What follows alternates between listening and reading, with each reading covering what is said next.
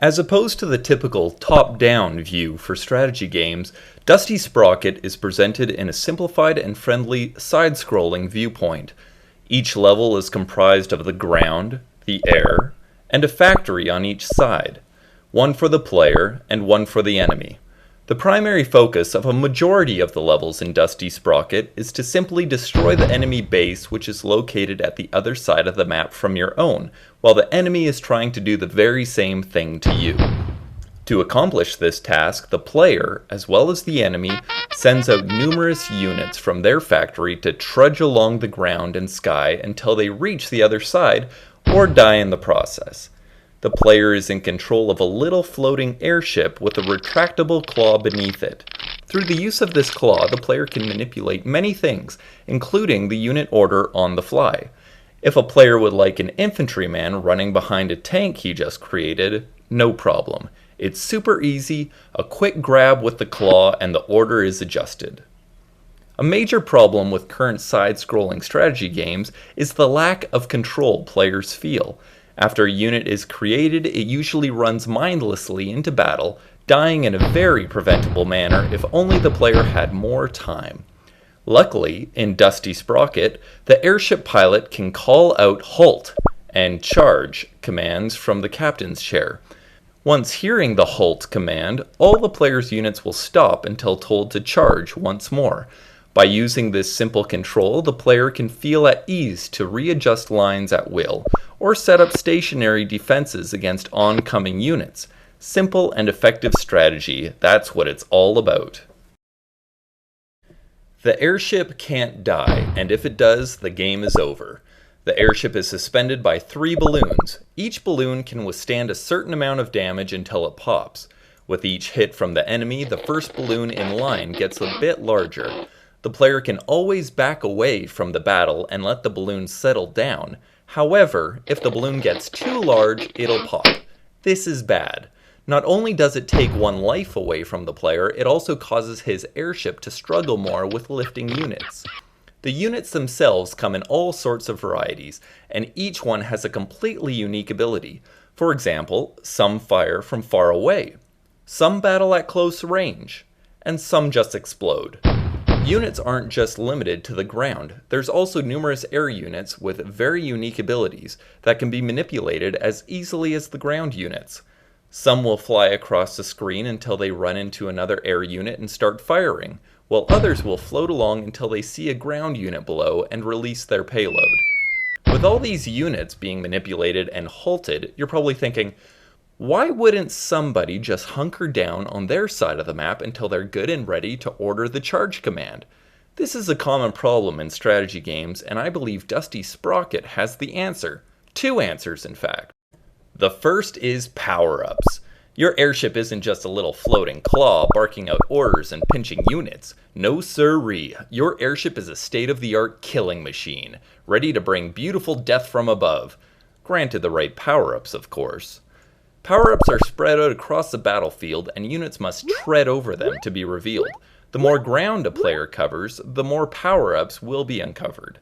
The power-ups are as versatile as the units, ranging from a napalm cannon, bouncy mines, and the claw buzzsaw, to hypnogas, factory health, and another balloon for your airship.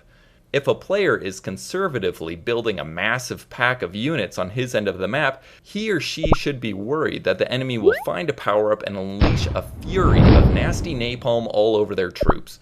Once a player receives a power-up, it appears on the screen and the dice is rolled to reveal which power-up it will land on. The great thing about power-ups is that they're the great equalizer.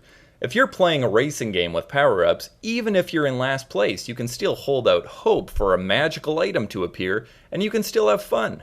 It also makes for some spectacular comebacks. The second incentive for players to continuously move their line forward is the mini factory. Side-scrolling strategy games have a few major design flaws. I believe the mini factory solves them. First, many players of side-scrolling strategy games will make the perfect line of units. This squad will mow down everything in its path, clearing the battlefield like a hot knife through butter. But then, at the last minute, the enemy launches a zillion units, kills the squad, and recaptures 3/4 of the level. Because there was no checkpoint in the middle of the level that the player could count on, and by the time the player realized he needed help, the new units were freshly created a mile away on the other side of the map. The player is probably throwing his controller at the screen, cursing like a sailor, and feeling totally defeated with no sense of progress. Luckily for us, the mini factory is here to save the day. The wonderful building starts as a simple pile of lumber at key spots in the level. To build the mini factory, the airship must fly to the lumber pile and pull up a lever signifying he or she wishes to build this thing. Once the lever is pressed, an engineer is sent out of the main factory to journey across the landscape until he reaches the lumber pile. The unit cannot be lifted and it has no defense. One shot from the enemy and it's dead. If the engineer makes it to the lumber pile safely, it begins the building process. This makes a lot of racket and will alert the enemy of what the player is trying to do. If the mini factory is successfully built, units will start pouring out of it instead of the main factory, moving the front line forward. But it doesn't stop there. The player just got a taste of upgrading from lumber pile to full-fledged factory and it felt good. The player wants to do this more. Well, fine. Pull another lever and the mini factory begins upgrading. Once complete, the player finds his mini factory now has massive ground defenses. Awesome! But wait, the player wants to upgrade more? Sure thing! The player pulls the lever again and the building is further upgraded, this time with super sweet air defenses. Now the factory is creating units and defending itself from both ground and air units. It's the ultimate checkpoint. Of course, this is all great, but what if the player wishes to sell this mini factory to make back some money, which we'll talk about soon? No problem. Pull a lever on the other side of the building and a giant detonation switch raises up. Push it down and boom, it's sold and reduced to a lumber pile again. No fumbling around with menus or anything. Now let's talk about money. In the game, there are two kinds of money. The first type of money we'll talk about is the kind you harvest during levels. Behind every factory will be two buildings. One is a gold mine which will continuously harvest money for you throughout your time playing. You can use this money to upgrade different structures. You can even upgrade the gold mine to harvest gold faster. There's also another building behind your factory. It's a little farm. This controls how many units you can have on the battlefield at any one time. Upgrade this building and the amount of units goes up. The other form of money is the kind you earn for passing levels, based on a number of variables that pretty much summarize how efficiently you passed a level. A monetary award will be awarded to you. Now the real fun begins. Pretty much everything can be purchased. Need a faster ship? No problem. How about Kevlar balloons? Easy. Decking out your airship will be fundamental to winning the game. But it doesn't end at your airship.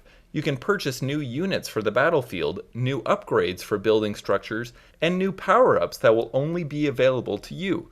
The player will have a totally unique and customizable experience. Of course, one of the greatest features of having money in games is the player never feels stuck. If a level seems impassable, the player must only spend a little more time earning money and practicing before upgrading and trying again.